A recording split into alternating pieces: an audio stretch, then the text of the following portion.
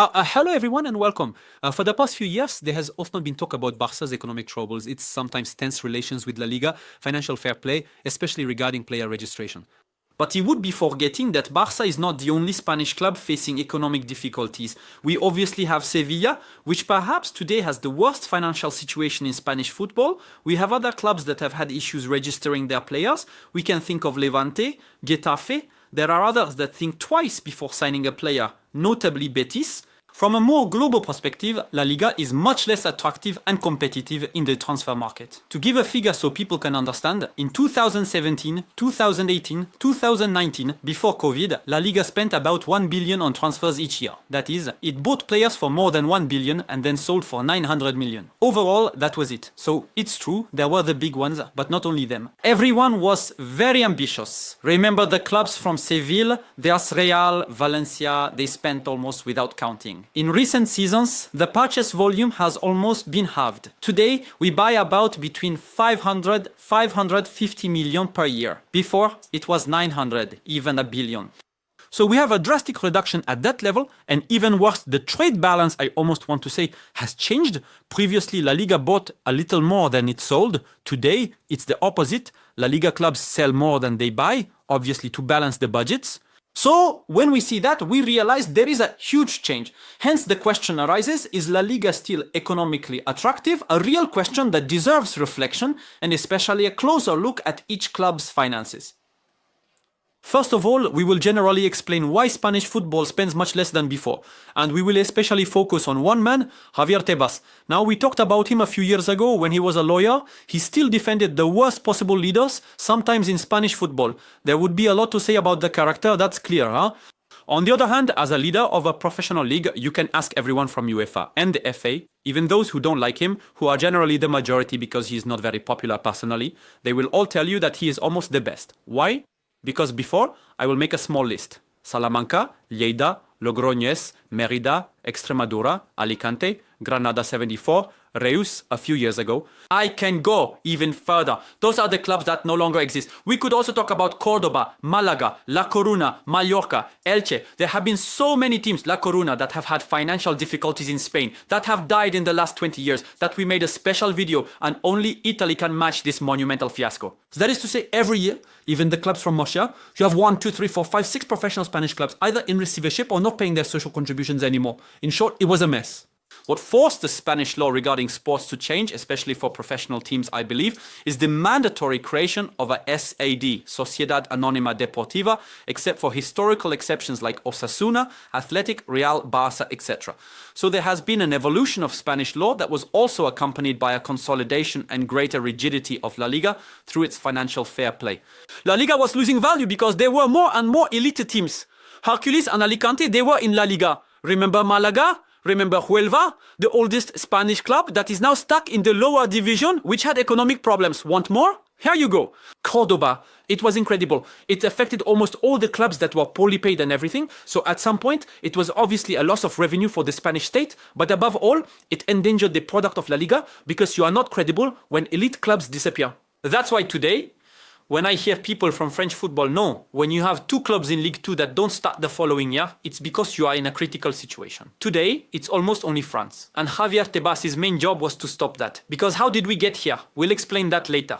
In recent years, we've only had Reus, I believe, that went under. That doesn't mean that Spanish sports are doing very well economically. Look at basketball, it's a disaster, an absolutely incredible slump. And so this higher rigidity of La Liga was necessary because we had chaos. That is to say, before La Liga, it allowed everything. Completely eccentric buyers, fake invoices, kickbacks. There was an insane level of corruption. Realize that even match fixing, I want to remind you, for financial reasons, even took place in La Liga, notably that famous Osasuna Betis. So we had a very sick football that today is not completely cured, obviously, but needed to undergo a necessary austerity cure and had to spend less because otherwise the entire product was at risk. The other strong point of La Liga is that it has managed to maintain economic attractiveness in terms of its TV rights. That is to say, today, even a newly promoted team will earn at least 40 million per year. What is that absolutely? Then it's 43, 45, as we can see on this graph from the 2023-2024 season.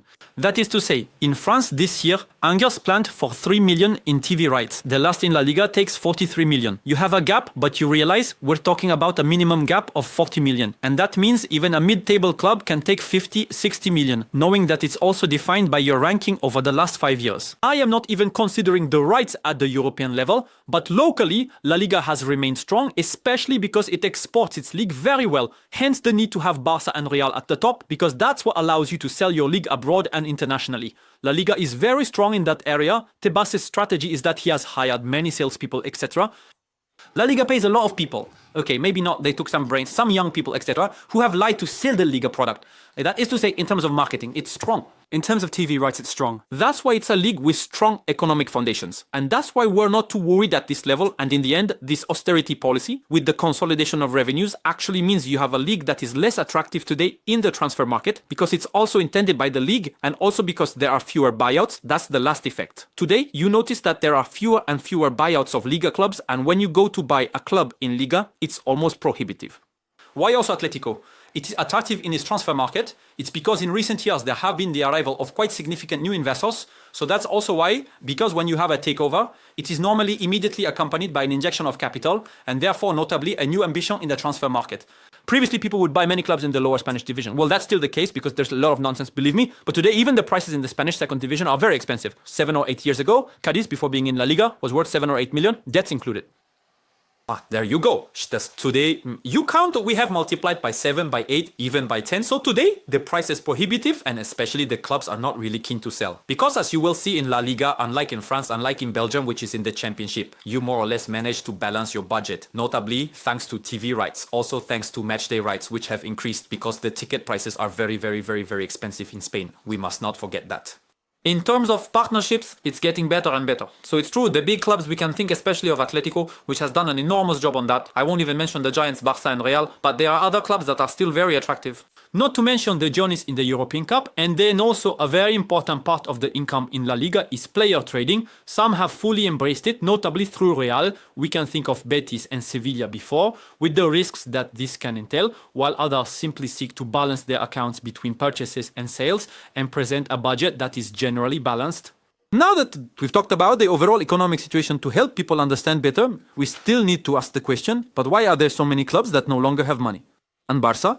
We've made several separate videos and I want to emphasize again. Barca is just one club among many others, and there are other clubs with situations, and I will repeat, perhaps more concerning, notably Sevilla and Valencia. We could go back a little. Valencia is a little better financially, but there are still concerns for the future because we have an owner. Well, I think we don't need to comment. And Valencia and Sevilla are two very important examples because they were teams used to playing in the Champions League. And this is where I might surprise you. But the Champions League is very misleading. Look at Lens. Lens had a season in the Champions League. Their salaries, they increased. Did you see the financial crisis that happened? So in the end, the Champions League, you will receive a lot of money for 1 year. The problem is that you will spend and you will make contracts for several years. And it's not guaranteed that you will go to the Champions League the following year. It can be a poisoned gift. We saw it with Montpellier as well back then in France. And in La Liga, we had the most experienced ones. That is to say, it was in the Europa League, especially in the Champions League, Sevilla and Valencia. Big European runs. Except that at some point it's over because there was poor management and especially, in fact, we were spending a lot supposedly to stay competitive. No need to go back over Valencia's management, but look at the rankings of recent years. In fact, we have to sell. There was less and less budget, etc. With an owner, indeed, perhaps one of the worst in European football, Peter Lim. Meanwhile, in Sevilla, there is already a crisis among the shareholders. The guys don't get along. We were spending way too much money because we were putting in about 80 million in revenue related to European Cups per year. When it started to drop and we went down to 50, what do you do? So much so that in 2023 and 2024, those are the latest available figures. Now, the biggest loss is Barca with more than 90 million. But behind, it's Sevilla. And Sevilla loses more than 80 million that year. I don't know if we realize the madness. That's why this summer, it's empty. And they have to sell players. Obviously, they sell for less than before because we know Sevilla's financial situation, because they need capital. But as I say, there is a big issue with the shareholders. There are problems at the club. It's a mess. You can feel it's going down. The club's lifestyle, the ambitions too. The problem is that you had so many big contracts, so many commissions. You gave so much because you were living way beyond your means. It's quite simple. Seville, to balance its budget at the time, needed to sell between 40 and 50 million more than what you buy. Now it's gone up to 70. So now they're trying to reduce the wage bill and all that, but actually it's so complicated because on top of that, the ranking has dropped. However, when your ranking drops in Ligue 1, well, it affects your TV rights, you earn much less. So actually, they have an increasingly large shortfall, no more European Cups and all that. You wonder how they will manage. That's why Seville, in Barca, that's what I'm telling you. Still some players, what will they do if they don't get back into the European Cup quickly? And in terms of spots, you can ask yourself the question. And during this year, 2023, 2024, as you can see on the table, there are 6 clubs that were in the negative, and there's one we have to talk about, it's Villarreal. But Villarreal, despite being viral, lost 14 million that year after selling for 100 bricks and having bought for about 10 million. They notably bought Sorlot, I remember. So if we calculate correctly, Villarreal had a structural deficit of 100 bricks. Did you hear that right? Well, Villarreal is a club that is rather well ranked in Spanish financial fair play and all. Everyone praises the management. I remember that at the time, we pointed out that they were still doing some shady dealings. I think there was the son of one of the leaders, let's see. Nicolas Jackson's transfer at the time when they routed him through Gambia before signing him was a complete mess. Already you think there's a problem. This year they spent like crazy. So yes, they sold the Pinots, etc. They sold Baina, they came for more than 120, 140, Tierno Barre and all. They still buy at a very high price. Well, they can afford it because they had 2 consecutive transfer windows. So they spent almost nothing. They sold a lot.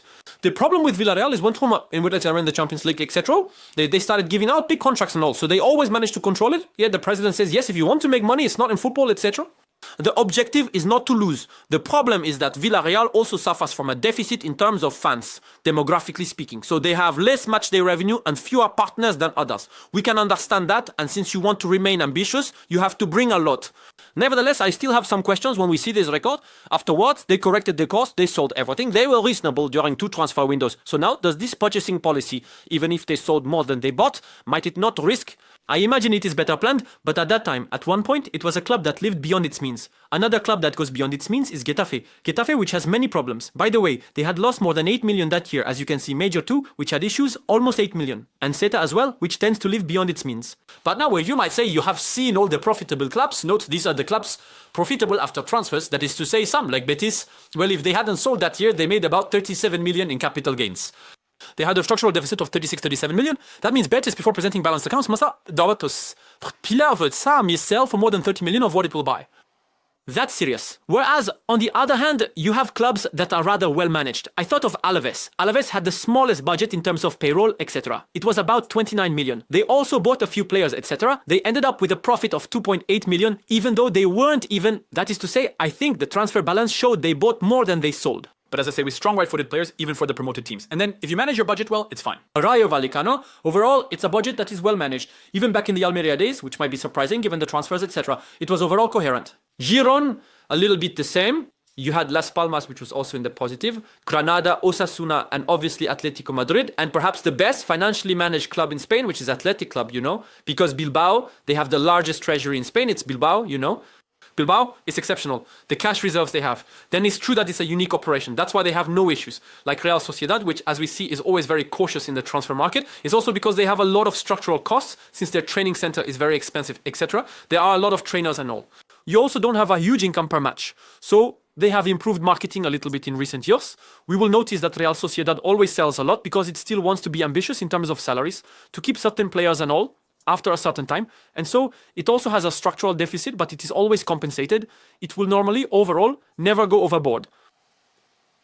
So, to summarize, it's a paradox because on one hand, you have a league that buys less and less, especially intra-Spanish transfers, which before allowed inflating transfers, commissions, because let's be realistic. I will repeat it. There is endemic corruption in Spanish football, especially around the years 2000 to 2010, which is absolutely outrageous. Today, there is still some shady business, huh? Don't think it's only in France or Belgium, far from it. Nevertheless, today, clubs can no longer spend what they don't really generate. Well, it's much better than before. Let's be very clear with financial fair play. Why did we do it? It's not to target a club, it's to save the product from a general financial disaster. And also, at one point, the Spanish government said, wait, we have too much of a shortfall due to the laxity in football.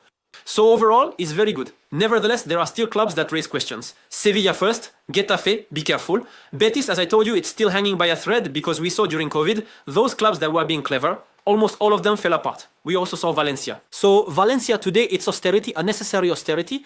There are many questions, obviously, to ask about Levante financially as well. And we will undoubtedly return in the coming months to the Spanish second division, to these historic clubs, because there, on the other hand, it's a financial graveyard, as you will see. But in any case, I hope this helps you see more clearly the general economic context of La Liga. There will still be plenty of things to say, but well, that will be for another time. On that note, keep the faith.